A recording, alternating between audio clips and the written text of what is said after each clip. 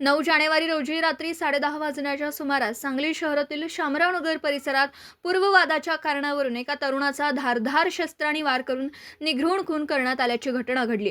या घटनेत चेतन आप्पासाहेब तांदळे राहणार सांगली याचा मृत्यू झाला।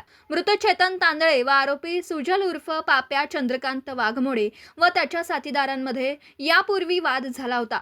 त्याच रागातून आरोपींनी संगनमत करून वरद कॉलनी जमजम ॲक्या दुकानाजवळ शामराव नगर येथे चेतन तांदळे यांच्यावर धारदार चाकूने गळा, डोके, चेहरा व पोटावर वार करत गंभीर जखमी केलं।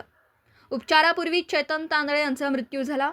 या घटनेची माहिती मिळताच माननीय वरिष्ठ पोलीस अधीक्षक श्री संदीप घुगे, माननीय अपर पोलीस अधीक्षक श्रीमती कल्पना बारवकर, उपविभागीय पोलीस अधिकारी श्री संदीप भागवत तसेच सांगली शहर पोलीस ठाण्याचे पोलीस निरीक्षक अरुण सुगावकर आणि स्थानिक गुन्हे अन्वेषण शाखेचे पोलीस निरीक्षक संजीव झाडे यांनी घटनास्थळी भेट देऊन आरोपींना तात्काळ अटक केली।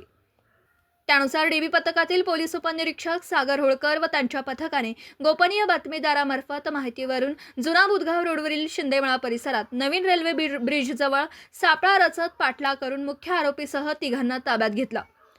अटक करण्यात आलेल्या आरोपींची नावं: सुजल उर्फ पाप्या चंद्रकांत वाघमोडे, शुभम चंद्रकांत वाघमोडे, विनोद मुकुंद डांगे, सर्व राहणार महादेव मंदिर कॉलनी, शामराव नगर, सांगली। या कारवाईत police head constable 1763, Sandeep Patil police शिपाई 793, गौतम कांबळे यांच्यासह डीबी पथकातील अधिकारी व अंमलदारांनी महत्त्वाची भूमिका बजावली।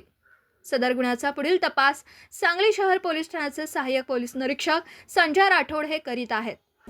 दिवसभरातील घडामोडींचा आढावा घेण्यासाठी पाहत रहा N24 मराठी न्यूज चॅनल।